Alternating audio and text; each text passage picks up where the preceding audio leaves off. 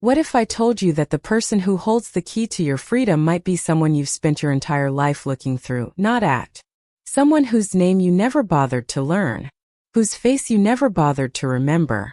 This is the story of a man who commanded an empire with a single look, who made senators return his calls and rival bosses lower their eyes, and yet the only person in the world who could save him was a woman pushing a mop cart down a prison hallway at 2 a.m. A man too powerful to trust anyone. A woman too invisible to be suspected by anyone. And one tiny flash drive hidden in the one place no one ever thought to look. Stay with me, because by the time this story is over, you will never again dismiss the person cleaning your office, mopping your floor, or emptying your trash. You will understand that in this world, the people we overlook are often the ones who see everything. And you might just realize that your own blind spots, the ones built from pride, from status, from the comfortable lie that power protects you, could one day be the very thing that destroys you. This is a story about betrayal from the inside. About truth buried under power. About a lion who had to lose everything before he could finally see what was right in front of him. Let me take you back to the night John Park's world ended. You know, there are men in this world who exist in a different atmosphere than the rest of us. Men whose decisions ripple outward like stones dropped in still water, felt by thousands who never even know his name. John Park was that kind of man. He didn't run a corporation. He ran a city. Not officially, of course. Officially, he was the founder of Park Global Consulting, a legitimate holding company with offices on the 38th floor of the Meridian Tower, floor-to-ceiling glass, a view of the entire skyline stretching to the harbor. But every detective in the city, every prosecutor who had ever tried and failed to build a case against him, knew what John Park really was.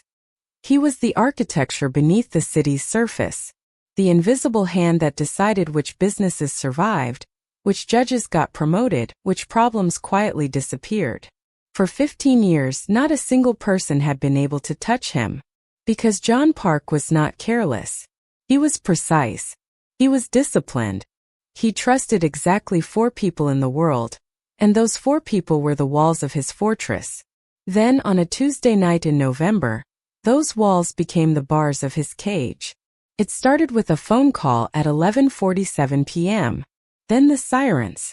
Then the lights, 30 of them, flooding the private entrance to his building. John stood at his window in the suit he'd worn to a charity dinner that evening, watching the police form a perimeter below, and for the first time in 15 years, he felt something he had methodically engineered out of his life: fear. By midnight, he was in handcuffs.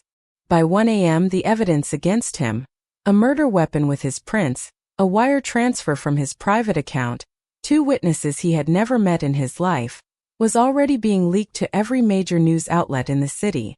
By morning, his accounts were frozen, his associates had gone silent, and his attorneys were suddenly unavailable.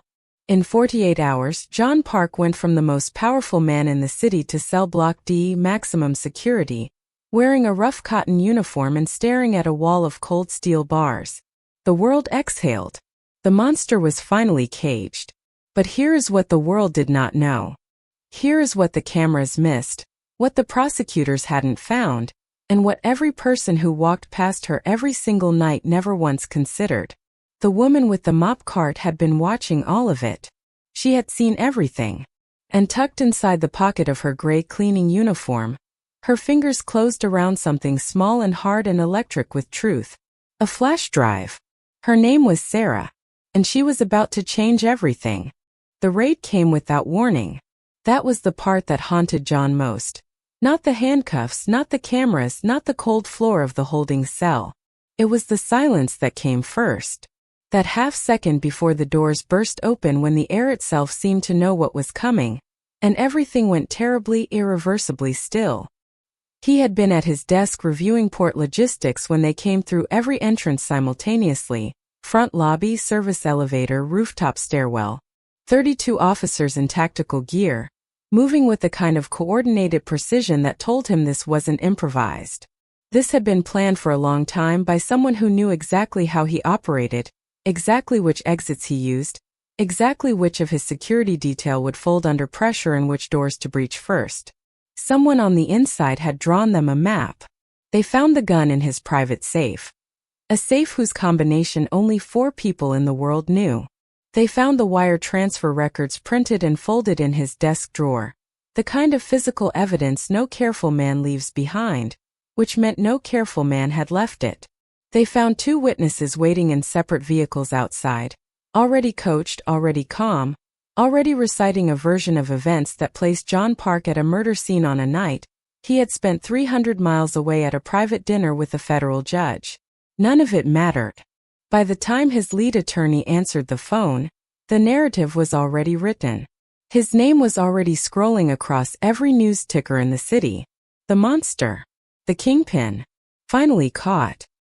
His associates stopped answering within the hour. Not out of grief, out of calculation. He understood it. He would have done the same.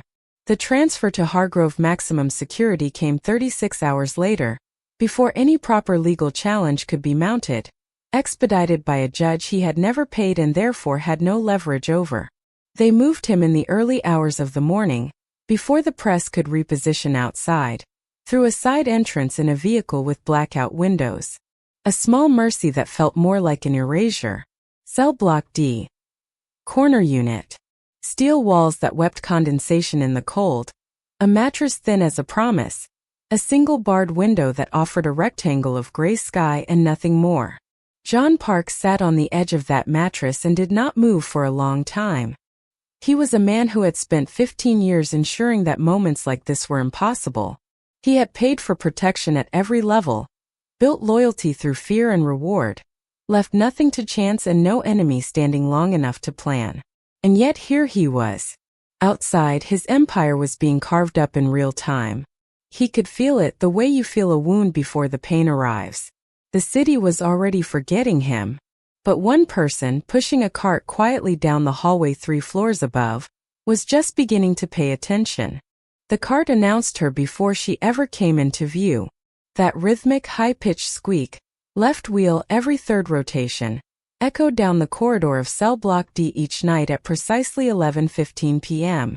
The other inmates had long stopped hearing it the way you stop hearing a clock on your wall. Background noise. Furniture with a pulse. But John Park, a man who had built his entire life on the discipline of noticing things others dismissed, heard it every night from his bunk and found himself, inexplicably, listening. He first saw her on his 4th night at Hargrove. She moved the way people move when they have spent years perfecting the art of not disturbing anyone. Economical, unhurried, occupying as little space as possible. Her gray uniform was pressed despite the hour. Her hair was pulled back tight. She worked with the focused efficiency of someone who took quiet pride in a job the rest of the world considered beneath acknowledgement. Her mop tracing clean arcs across the concrete while the fluorescent light above her flickered with its own indifferent rhythm. The guards didn't look at her. The inmates didn't look at her. She existed in that particular category of person that institutions rely on entirely and register not at all. John watched her through his bars the way he used to watch people from his office window, analytically cataloging detail. It was habit. It was also the only thing keeping his mind from the slow collapse that silence and steel walls invite. She stopped outside his cell to change her mop water. That was when it happened. He had his legal documents spread across his mattress, the discovery file his attorney had finally managed to send through, 300 pages of manufactured evidence that the prosecution had filed with almost arrogant confidence. John had been through it 4 times already, hunting for the thread he could pull. He'd found nothing. His attorney had found nothing. Sarah glanced through the bars. Not a lingering look. Just the involuntary eye movement of someone processing their surroundings. But she paused. A fraction of a second, barely measurable. Her eyes moved from the documents to the transfer record on top of the pile, then back to her bucket. Then, without looking at him, without stopping her work, she said it quietly enough that only he could hear. The timestamp on that wire transfer is a Saturday. Your bank's international processing system has been down every Saturday for maintenance since March. Has been for 2 years. That transfer couldn't have processed when they say it did. John went very still. By the time he looked up, she had already moved 6 feet down the corridor, mop in hand, cart squeaking its slow rhythm against the concrete. She didn't look back. John Park stared at the document in his hand, then at the retreating figure of the woman in gray, and for the first time since the raid, he felt something shift in the cold arithmetic of his situation. Someone had just handed him a crack in the wall. Nobody becomes a prison janitor by accident. That was the thought that kept John up the rest of that night, the document still in his hand, the timestamp circled 3 times in red ink. A woman mopping floors at midnight didn't notice forensic accounting errors by coincidence. That kind of observation wasn't intuition. It was training. The deeply embedded muscle memory of someone who had spent years reading exactly these kinds of documents in exactly this kind of detail. He asked around carefully, the way he used to gather intelligence on the outside, indirectly through layered conversations, never revealing the true target of his curiosity. 3 days and 4 inmates later he had a name, Sarah Mensah, and a story that the city had quietly buried 6 years ago, beneath bureaucratic language and institutional indifference. She had been the best forensic archivist the city's police records division had ever employed. That was not sentiment. It was documented fact, buried in commendation files that nobody had bothered to expunge when they pushed her out. For 11 years, Sarah had maintained, cross-referenced, and analyzed the evidentiary archives for the department's major crimes unit. She had a gift for pattern recognition that her supervisors appreciated until the moment it became inconvenient. The problem began with a cold case. A 2009 homicide, officially closed, conviction secured, man serving life at a facility 3 states away. Sarah had been routine filing related documents when she noticed the discrepancy. Evidence log timestamps that didn't align. A chain of custody record with a signature that appeared on no departmental roster before or after that date. A ghost signature on a document that had sent an innocent man to prison. She reported it through the proper channels. Then again. Then formally in writing, with a 40-page supporting analysis that cross-referenced 11 separate case files and demonstrated a pattern of evidence manipulation reaching into the department's senior leadership. 2 weeks later, she was placed on administrative leave. A month after that, a counter-investigation concluded she had accessed restricted files without authorization, files she had been specifically assigned to manage for a decade. Her credentials were revoked. Her pension was suspended pending review. The review never concluded. The man she tried to free remained in prison. Sarah Mensah had been too honest in a system that ran on selective blindness, and the system had responded the way systems do, not with violence but with paperwork, with procedure, with the slow, grinding erasure that leaves no visible marks. She had applied to 12 investigative firms after that. None called back. Her name carried a particular kind of institutional toxicity that closed doors before she reached them. So she took the only job offered, night shift sanitation at Hargrove Maximum Security, and she kept her eyes open. And it took John 4 nights to approach her directly. 4 nights of watching, measuring, running the calculus he applied to every potential ally, weighing what she stood to gain, what she stood to lose, and most critically, what she already knew that she hadn't been asked to share yet.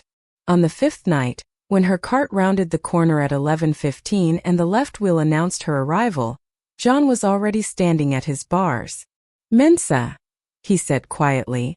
She didn't stop mopping. Didn't look up. But she angled the cart 2 feet closer to his cell than her usual path required. "The timestamp," he said. "You saw it in 3 seconds. I had that file for 4 days. You were looking for what wasn't there," she said, wringing the mop with steady hands. "I looked at what was." A long pause.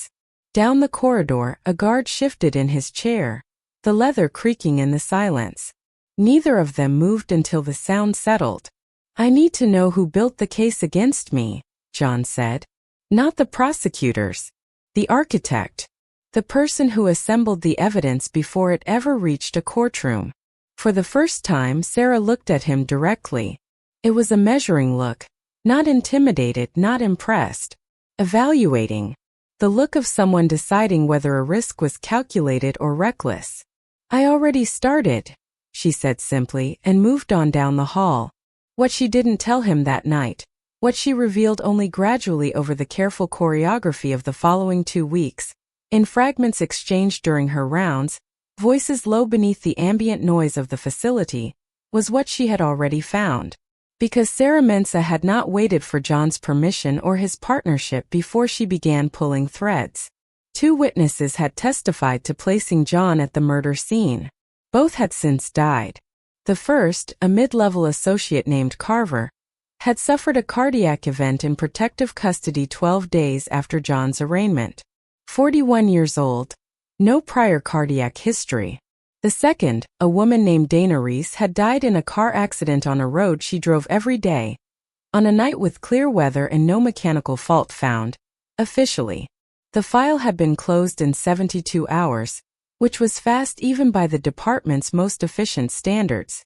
Sarah had pulled both incident reports from discarded administrative copies she'd found in the waste bins of Hargrove's legal processing office. Guards brought paperwork into the facility constantly. People assumed shredding happened automatically. Didn't always. "Someone is cleaning up," she told John on the 9th night, her voice barely above a breath. "Your witnesses didn't recant because they couldn't. They were removed because they knew too much about the person who recruited them." John's knuckles tightened around the bars. "Which means whoever framed me is still moving," he said. "Which means," Sarah replied, already pushing her cart forward, "we don't have as much time as you think." It was the warden's office that broke the pattern. Sarah had noticed it 3 weeks into her investigation, a small irregularity in her own cleaning schedule that she hadn't initially questioned because it hadn't initially seemed significant. Every room in Hargrove ran on a fixed rotation. Legal processing on Mondays. Administrative corridor on Wednesdays. The warden's outer office every Thursday at 1 a.m., when Warden Holt was reliably absent and his assistant had long since gone home. But for 6 consecutive weeks, a maintenance request had rerouted her away from that corridor. Different reasons each time. Wet floor signage 1 week, electrical work the next, a pest inspection the week after that. Each reason plausible enough individually. Together they formed something deliberate. Someone had been keeping that particular hallway clear, which meant something in that hallway needed to stay undisturbed. On the 7th week, Sarah simply didn't follow the reroute. She filed her route sheet as instructed, then doubled back through the connecting passage that ran behind the administrative block. A route she had learned in her first month because it cut 12 minutes off her shift, and nobody had ever noticed she used it. The warden's outer office was dark and still. She cleaned methodically, the way she always did, moving furniture with practiced efficiency. Filing cabinet. Visitor chairs. The long mahogany credenza against the far wall. Then the desk. It was when she moved the rolling chair to mop beneath the desk center frame that she felt it, a resistance that didn't belong. Not the ordinary drag of chair wheels on a slightly uneven floor. Something affixed to the underside of the desk's modesty panel, flush against the wood, invisible unless you were at floor level with a flashlight, which she was because she always checked corners that other cleaners skipped. She pressed her fingers to the panel and found the seam. A slim magnetic compartment, custom-fitted, the kind of thing you had to know to look for. Inside it, nestled in a thin foam cutout like something precious, was a USB drive no larger than her thumbnail. Sarah did not gasp. She did not hesitate. She closed her fingers around it, slid it into the interior pocket of her uniform, and continued mopping. Her hands were steady. She had learned steadiness the hard way, in the years after they took her career, when falling apart had been a daily temptation she had refused on principle. Composure was the only weapon they hadn't been able to confiscate. She finished the office in exactly her normal time, filed out through the main corridor, and completed the rest of her shift without deviation. It was only later, alone in the supply room while her mop bucket drained, that she allowed herself to look at it again. It sat in her open palm, small, cold, and weighted with something far beyond its physical mass. Somewhere above her in cell block D, John Park was staring at a ceiling, waiting. She closed her fingers around the drive. She had what they needed. The drive contained 43 files. Sarah didn't have access to a computer inside Hargrove, at least not officially. But the facility's administrative aide, a distracted man named Greer who routinely left his workstation unlocked during his 3 a.m. bathroom break, had given her an unintentional window of exactly 7 minutes every Thursday night. She had never used it before. She had been saving it the way you save a match when you're not yet sure how dark it's going to get. On a Thursday, for days after finding the drive, she used it. 7 minutes was enough. The files were an architect's blueprint of betrayal emails, call logs, scanned documents, and 3 video recordings that together told a story so precisely constructed it had the quality of something rehearsed over a long time. This had not been an impulsive move born from opportunity. This had been engineered across months, possibly longer, by someone with intimate knowledge of John's operations, his schedule, his security protocols, and the specific vulnerabilities of every layer of protection he had built around himself. The name that surfaced in document after document, in email headers and transfer authorizations, and one recording where the voice was clearly audible giving instructions to a man John would have recognized as a city prosecutor, was Marcus Tell. John's second in command, 15 years at his side. The man who had stood at John's right hand at every meeting, every negotiation, every moment that mattered. The man John had once, in a rare private admission, described as the only person in the organization he trusted without reservation. Marcus had begun his communications with the prosecutor's office 22 months ago. He had spent 8 of those months methodically positioning himself, shifting assets into accounts insulated from John's oversight, quietly relocating key operational contacts into his own network of loyalty. He had manufactured the murder weapon evidence through a corrupt forensics contractor, whose invoices appeared in the files with damning clarity. He had recruited and coached both witnesses personally, then arranged their removal once the arraignment was secured.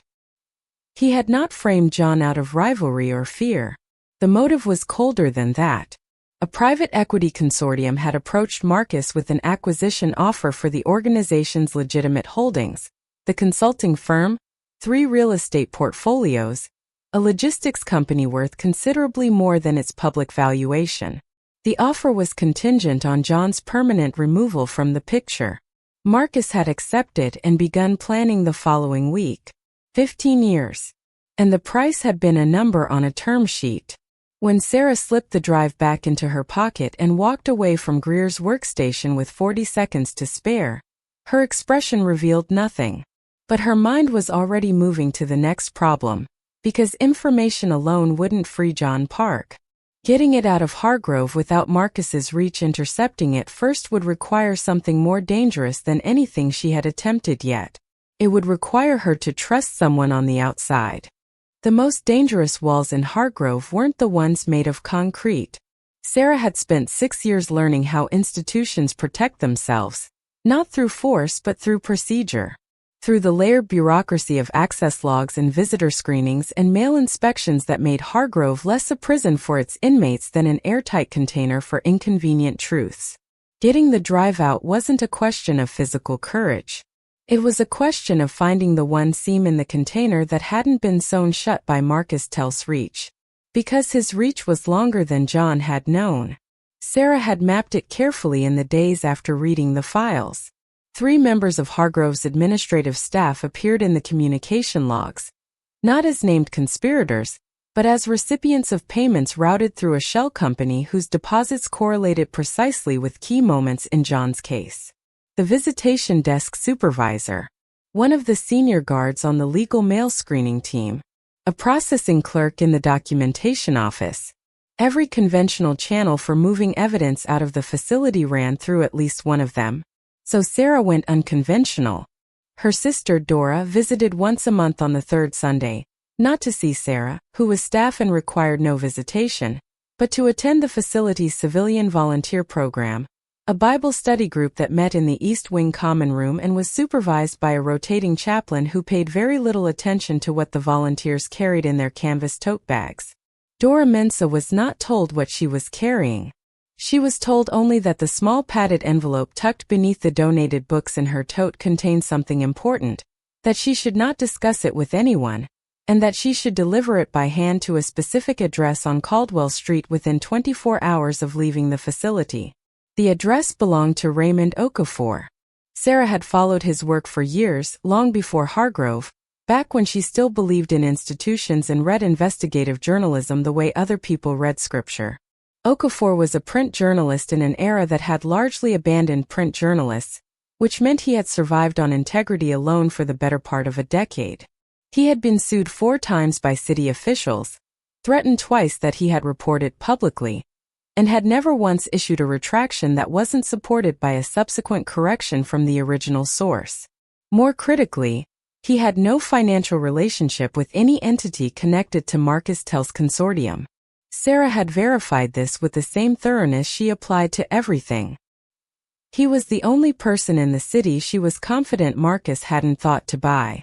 Dora walked out of Hargrove on a Sunday afternoon with 43 files beneath a copy of Psalms, and neither the visitation desk supervisor nor the guard at the East Wing checkpoint looked at her twice. Nobody ever did. Raymond Okafor called his editor at 11 p.m. that night. By morning the story was already moving. It started quietly, the way the most seismic things always do. A single article published at 6 a.m. on a Tuesday, on a news platform most people in the city's power corridors had long since dismissed as insufficiently profitable to take seriously. Raymond Okafor's byline sat above a headline so precise and so devastating that his editor had made him verify every single claim 3 separate times before approving it for publication. He had. Every time. By 7 a.m., 3 major outlets had picked up the story. By 9 a.m. it had reached national syndication. By noon the 43 files, released in full, unredacted, as Okafor had promised Sarah he would do if the evidence warranted it, and it had warranted it beyond anything he had encountered in 20 years of investigative work, were available for download by anyone with an internet connection. Prosecutors, defense attorneys, rival journalists, congressional staffers, everyone. The city didn't absorb the story. It detonated inside it. Marcus Tell was arrested at 2:17 p.m. at the private airfield where he had been attempting to board a chartered flight, his luggage containing 3 passports and enough liquid assets to suggest he had known, perhaps for days, that something was moving toward him.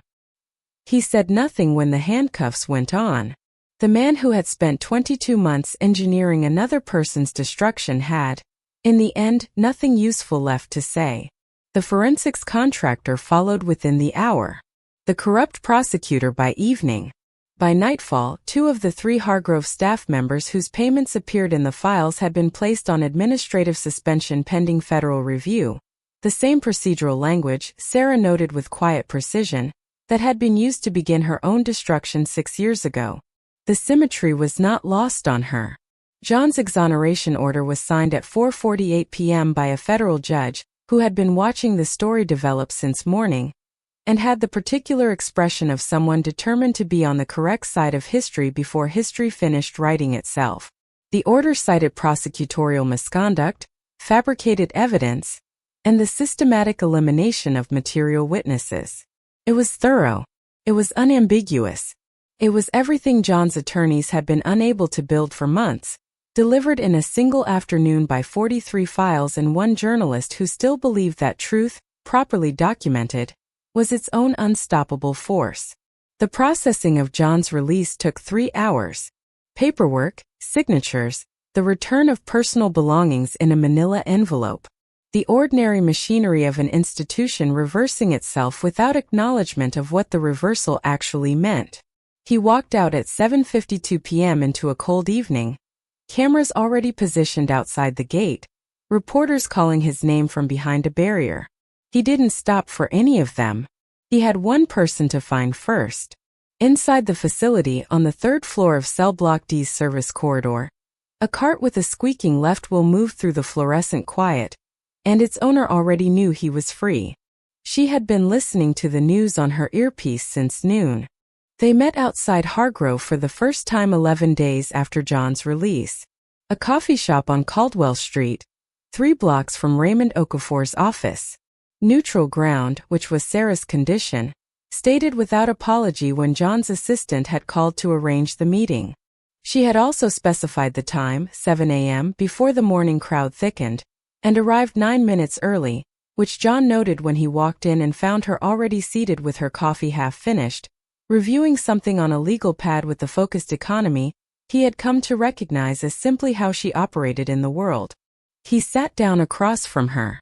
For a moment neither of them spoke, which felt appropriate given that most of what had passed between them had been exchanged in whispers through steel bars at midnight. Daylight and coffee cups required a different kind of adjustment. "You resigned," he said finally. It wasn't a question. He had been briefed. "The morning after your exoneration order," she confirmed. It seemed like the right sequence. John had spent the 11 days since his release doing 2 things simultaneously: dismantling and rebuilding. The dismantling was methodical. A complete withdrawal from every operation that existed in the space between legal and not, the quiet unwinding of relationships built on fear and mutual leverage, the transfer of certain assets to certain attorneys with instructions that left no ambiguity about his intentions. 15 years of architecture, carefully disassembled. It was not a painless process. It was, however, a surprisingly uncomplicated decision, which told him something about how ready he had been without knowing it. The rebuilding was why he was sitting across from Sarah Mensah at 7 a.m. on a Tuesday. He slid a folder across the table. She opened it without ceremony, read the first page, then the second, then set it down and looked at him with the same evaluating expression she had used that first night through the bars of cell block D. "You're serious," she said. "I don't make proposals I'm not serious about." The folder contained the incorporation documents for a private investigations firm, fully funded, fully licensed, headquartered in a building John owned outright on the city's east side, in a neighborhood that the city's power corridors had spent 30 years successfully ignoring. The firm's mandate was specifically structured to handle cases involving evidence tampering, wrongful conviction, and institutional misconduct. Cases, in other words, exactly like the one Sarah had spent 6 years of invisible labor preparing herself to solve. The founding investigator's name was already on the documents. She hadn't been asked if she wanted it there. John had calculated correctly that asking would have felt like an insult to everything she had already proven. Sarah closed the folder. Outside, the city was moving through its morning, indifferent and loud and full of people walking past other people without seeing them. "I'll need to hire my own staff," she said. "My terms." "Entirely," John said. She picked up her coffee. "Then we have a lot of work to do." They did. The city, it turned out, had been hiding an extraordinary number of things in plain sight, tucked into corners that powerful people had long assumed nobody would ever bother to clean. They had assumed wrong. If you enjoyed this story and felt the tension, please consider subscribing. It really helps the channel. And more Mafia stories are on the way.